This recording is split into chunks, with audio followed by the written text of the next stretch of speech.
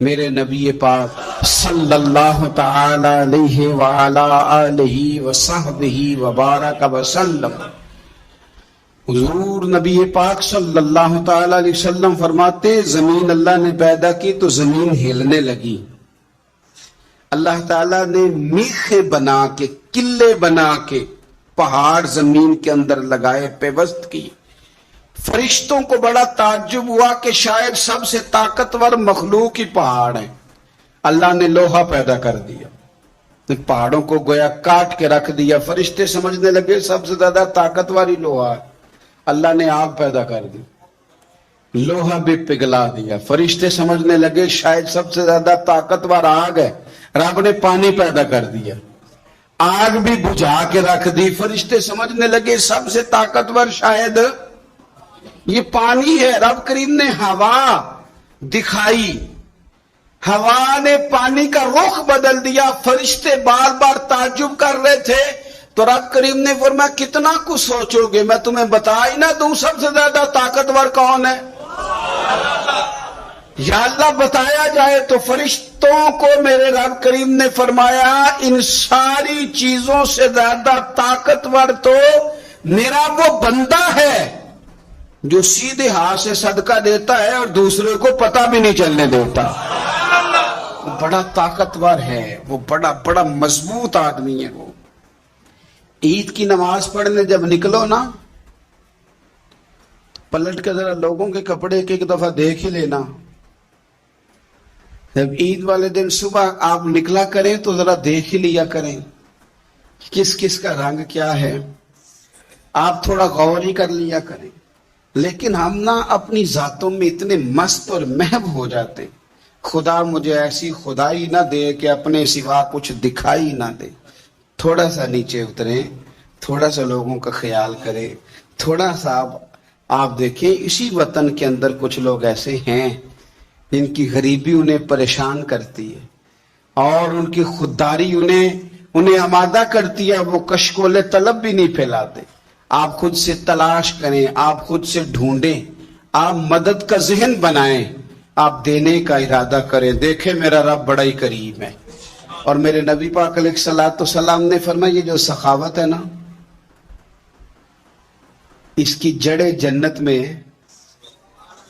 اس نے سخاوت تھام لی، گویا اس نے تھام لیا وہ درخت جس کی جڑیں جنت میں۔ اور یہ جو کنجوسی اور بخیلی ہے نا، بخیلی، اس کی جڑیں جہنم میں۔ اس نے اس کو تھام لیا، اس نے دوزخ کو تھام لیا۔ میرے رسول پاک صلی اللہ تعالی علیہ وسلم نا کھانا کھلانے میں بڑے راضی ہوتے تھے اور حضور ترغیب دیتے تھے کھانا کھلانے کی۔ اگر یہ فکر جو حضور نے بیان کی یہ فکر ہمارے مزاج کا حصہ بنے تو دیکھیں کس طرح بات آگے بڑھتی ہے۔ اصحاب صفہ بیٹھے، انہوں نے کھانا کھانا ہے تو نبی پاک صلی اللہ تعالی علیہ وسلم فرمانے لگے جس کے پاس 2 لوگوں کا کھانا ہے نا وہ 3 کو ساتھ لے جائے، اور جس کے پاس 3 کا کھانا ہے وہ 4 کو ساتھ لے جائے، جس کے پاس 4 کا کھانا ہے وہ 6 کو ساتھ لے جائے۔ فرمایا 2 کا کھانا ہے تو 3 کو وہ پورا آئے گا۔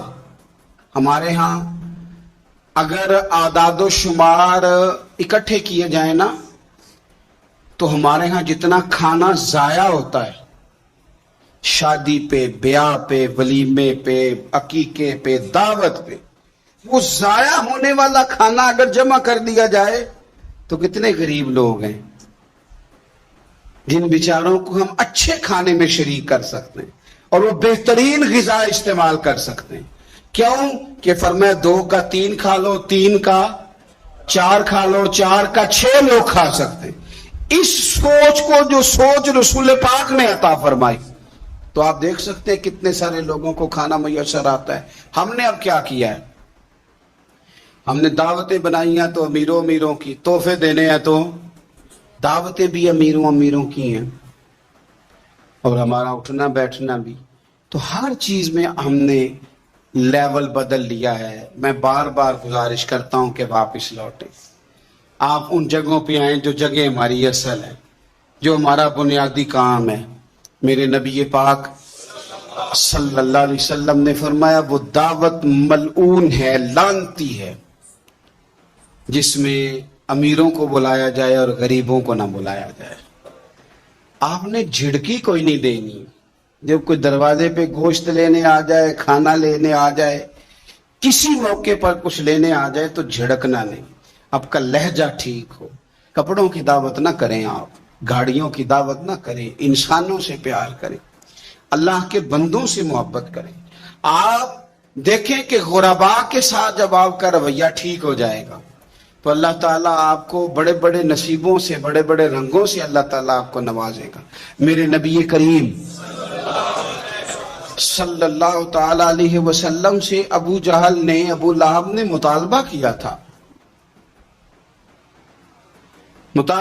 تھا کہ ہم آپ کے ساتھ بیٹھنا چاہتے ہیں، پر جب بھی آتے ہیں یہاں بلال حبشی بیٹھے ہوتے ہیں، صہیب رومی بیٹھے ہوتے ہیں، یہ غریب لوگ بیٹھے ہوتے ہیں، تو ہمارے سٹیٹس کے لوگ بیٹھیں گے تو پھر ہم آئیں گے، ورنہ نہیں آئیں گے۔ رب رسول کا فیصلہ کیا آیا؟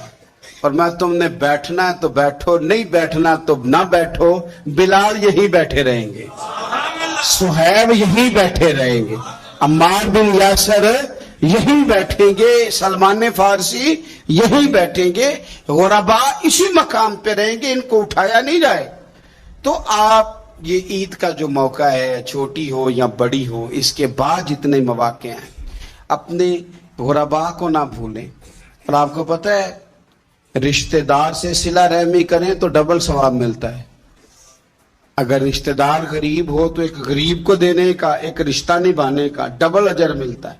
ہمارے اپنوں میں، بہن بھائیوں میں چونکہ چھوٹی چھوٹی باتوں سے ناراضگی ہو جاتی ہے، اور وہ چھوٹی چھوٹی باتیں پھر اختلاف کا سبب بن جاتی ہیں۔ ان چھوٹی باتوں سے ہم ایک عقیدے کا، نظریے کا کسی جگہ اختلاف ہو تو بات اور ہے، لیکن چھوٹے چھوٹے ویسے مسائل گھروں میں ہو جاتے ہیں تو ہم ان مسائل کی بنیاد پر اتنے دور ہو جاتے ہیں، اتنا وہ بد عقیدہ ہوا، نہ دین چھوڑ گیا، نہ کوئی اور مسئلہ ہوا، لیکن ہم نے اتنی دوریاں کر لی کہ بہت سارے لوگ ہمارے دسترخوان سے کھا رہے ہیں، بہت سارے لوگ ہیں جو ہماری جیب سے پل رہے ہیں، پر ہمارے اپنے ہم سے دور ہو گئے۔ فضیل بن عیاض کہتے ہیں ظاہر ہے مال لوٹا کرتے تھے، میں نے مسئلہ پوچھا علماء سے تو انہوں نے بتایا کہ یہ تو حقوق العباد کا مسئلہ ہے، جو لوٹا ہے وہ تو واپس کرنا ہی پڑے گا۔ اب میں نے وہ پیسے جمع کیے، اب سارے تو میرے پاس تھے نہیں، جتنے میں دے سکتا تھا دیے، جو کھا چکا تھا وہ رہ گئے۔ ایک یہودی کے پیسے رہ گئے، اس کے گھر چلا گیا، میں نے جا کے اسے کہا میاں میں نے کر لیا توبہ، اور میں وہ فضیل بن عیاض ڈاکو ہوں جس کے تیرے گھر سے اتنا مال لوٹا تھا، میرے پاس پیسے کوئی نہیں، وہ پیسے لگ گئے، اب تو اس طرح کر مجھے معاف کر دے۔ وہ کہنے لگا نا جناب، یہ بھی کبھی کبھی ہوتا ہے، لوگ نا شرافت کو بزدلی سمجھ لیتے ہیں۔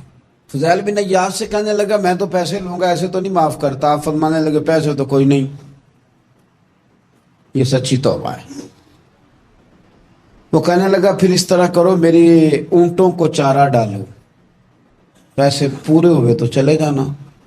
کل ڈاکو تھے، ابھی وہ تلوار چلانی آتی ہے، نیزہ چلانا آتا ہے، ڈٹنا آتا ہے، اعصاب مضبوط ہیں، مسئلہ کوئی نہیں، لیکن توبہ سچی کی ہے نا، یہ سچی توبہ والے لوگوں کا طریقہ ہے۔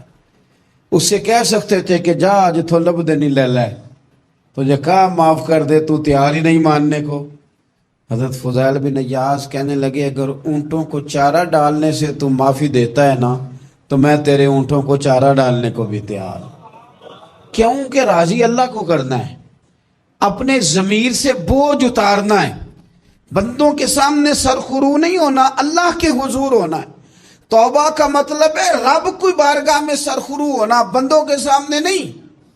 حضرت فضیل بن عیاض سے کہنے لگے ڈالیں گے تیرے اونٹوں کو چارہ، کیوں نہیں ڈالنا؟ 2-4 دن چارہ ڈالا تو وہ یہودی ایک دن کہنے لگا کہ یہ نا ٹھیکریوں سے بڑی ہوئی تھیلی ہے، یہ تو ذرا اٹھا کے لا۔ حضرت فضیل بن عیاض نے اٹھا کے اسے دی، جب اس نے کھولی تو اشرفیوں کی بھری ہوئی تھی۔ تو آپ فرمانے لگے تو کہہ رہا تھا ٹھیکریاں اٹھا کے لا۔ کہنے لگا میں تورات بڑی پڑھتا ہوں، عالم ہوں، میں نے تورات میں پڑھا تھا کہ مسلمان جب سچی توبہ کر لیں گے نا تو رب ٹھیکریوں کو بھی سونا بنا دیا کرے گا،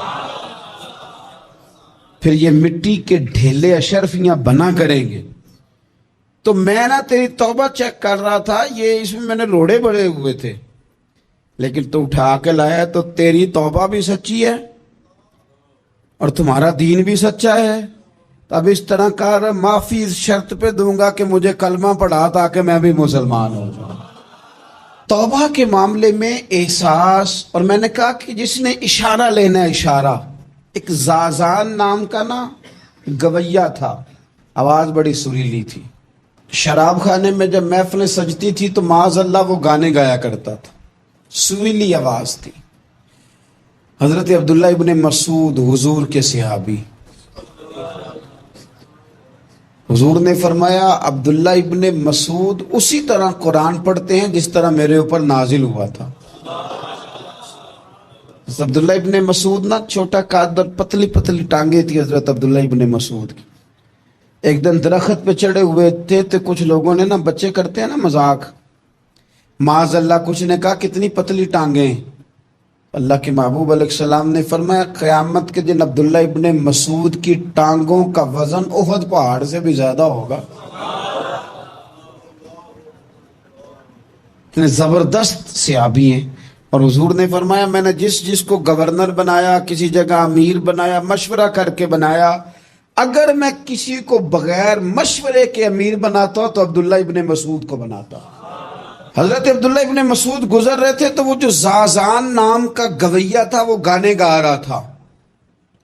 ہماری جو تقریریں ہیں نا جی، میری طرح کے لوگ، وہ چونکہ جمعہ پڑھانا ہے، 45 منٹ پاس کرنے ہیں، تو نہ وہ ذوق سے تیاری، نہ وہ درد قوم کی اصلاح۔ ایک میرے حصہ فرمایا کرتے تھے تمہارا بچہ بگڑ جائے تو کتنے پاپڑ بیلتے ہو صحیح ہو جائے؟ یکدم خدا نہ خواستہ خاکم بدہن، کروڑ دفعہ اللہ معاف کرے، کسی باپ کو رات کو خبر مل جائے کہ تیرا بیٹا نشہ کرتا ہے، سوئے گا رات کو؟ روئے گا کہ نہیں مصلی بچھا کے؟ لیکن یہ صرف اپنے بیٹے کے بارے میں ہے، کاش قوم کے ہر بیٹے کے بارے میں ہمارا یہی ذہن بن جائے کہ یار یہ کیوں بگڑ گیا ہے، اور اس درد سے جب ہم اصلاح کریں گے، تقریر کریں گے، پھر آپ محسوس کریں گے کہ اللہ اس میں اثر بھی پیدا کرے اور اس میں تاثیر آتی۔ حضرت عبداللہ ابن مسعود گزرے تو اب درد تھا نا دل کے اندر، اور اگر کسی نے توبہ کرنی ہے تو ایک جملے سے بھی کر لینی۔ آپ گزرے، سریلی آواز کانوں میں آئی، کھڑے ہو کے کہنے لگے کون ہے؟ کہا جناب زازان نام کا گویا ہے، مصطفیٰ کریم کے شانوں والے غلام کی زبان سے لفظ نکلے، کتنی سونی آواز ہے، کاش یہ قرآن پاک کی تلاوت کرتا۔ اللہ اکبر، کاش کوئی ایسا ہو تو صحیح جو ہمیں کہے کہ کاش یار تو قرآن پڑھتا، کتنی سونی آواز ہے، کاش تو نعت پڑھتا۔ کوئی کہے تو صحیح، کوئی کہتا ہی نہیں، کوئی کہتا ہی نہیں کتنا سونا چہرہ ہے، کاش اس پہ داڑھی ہوتی۔ کوئی کہتا ہی نہیں میری ملت کے جوانوں کو۔ سینکڑوں لوگ ہیں۔ ایک بچہ مجھے ایک دفعہ ملا لاہور میں تو میرے گلے رکھ کے اس طرح رویا جس طرح کو بچھڑا ہوا روتا ہے۔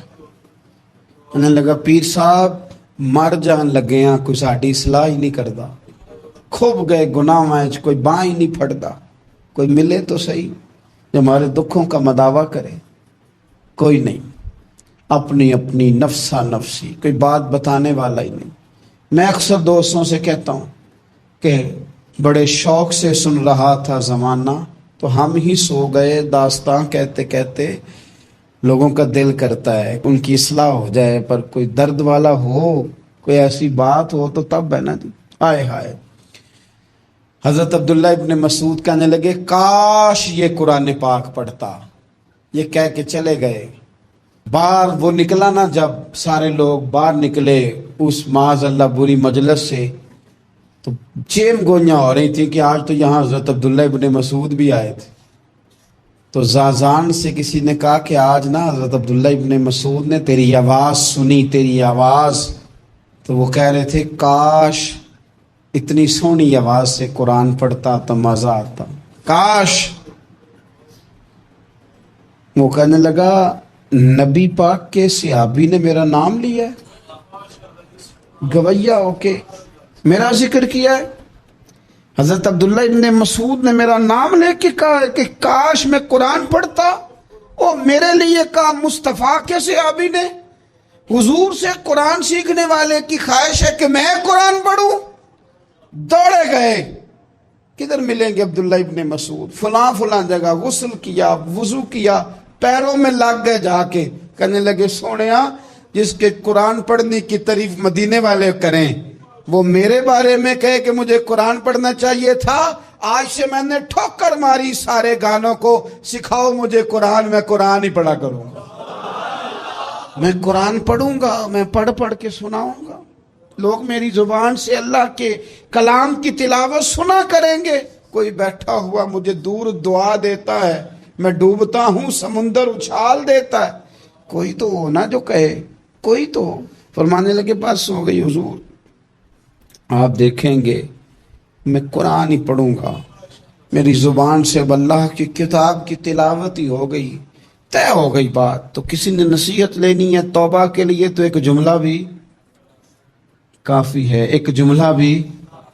और मैंने कहा कि अगर सिर्फ तकरीरें सुननी है, वाज ही सुनने और सारी ज़िंदगी इसी पे लगानी है कि आज बड़ा जुमला का, आज बड़ा मज़ा आया, आज फलानी बात ओ हो पहली दफ़ा सुनी, कुछ कर्जे दे के जान छूटेगी, उसके बगैर जान नहीं छूटती। अपनी कज़ा नमाजों का हिसाब लगाएं और उनको ना सही करके अदा करें। एक मसले में मैं बड़ी देर से दोस्तों को इशारे किनायतन बातें कह रहा हूँ, फिर कहता हूँ। मैंने शब बारात को तफसील से ये बात की थी, फिर करता हूँ। अपने मामलात को साफ करें, लेने देने के मसाइल में अपने आप को एक मैं मिन्नत के साथ बात करने लगा हूं अपने दोस्तों से। खुदारा कभी भी बड़े से बड़ा काम करना या छोटे से छोटा करना, उसमें सूद का कोई नुक्ता ना आने देना। आपका दिल सख्त कर देगा, आपके आंसू ले जाएगा, कुछ नहीं बचेगा। जिस तरह पेशाब का एक कतरा कई मन दूध को तबाह कर देता है, ये सूद आपके असल माल खुदारा। ये मेरी मिन्नत है, मेरी गुजारिश है। मैं उन दोस्तों को जानता हूँ, मुझे लगता था कि ये विलायत का रास्ता तय करेंगे, लेकिन चले कुछ जगह मजबूरियाँ होती हैं, कुछ मामलात होते हैं, लेकिन कोई एक आध नुक्ता ऐसा आता है बीच में, वो ले जाता है सारी चीज़ें। नबी पाक अलैहिस्सलाम ने फरमाया बंदा बड़ा सफ़र करके आता है, बिखरे बाल, बुरी हालत, रो के दुआएं मांगता है, या अल्लाह या अल्लाह या अल्लाह कहता है, पर अल्लाह उसकी दुआ कबूल नहीं करता। सोनिया आप कह रहे हैं रहमतल लिल आलमीन होके कि रब कबूल नहीं करता। हुजूर ने फरमाया उसने पहना भी हराम पैसों का, खाया भी हराम पैसों का, पिया भी हराम पैसों का, जितनी मर्जी मांगे फिर मालिक उसकी दुआओं को मुस्तजाब। हमारा एक तो है अपना अमल, एक है तौबा, एक बात की आमाल। हमने एक आखिरी बात ये आपसे करनी है कि हमारे ज़िम्मे जिस तरह हमारे बच्चों की ड्यूटी है ना, बीवी का नान नफका खामद के ज़िम्मे होता है, माँ बाप बूढ़े हों तो उनकी ड्यूटी औलाद के ज़िम्मे, इसी तरह क़यामत तक नबी कोई नहीं आएगा, दीन की जो ड्यूटी है वो नबी पाक की उम्मत ने अदा करनी।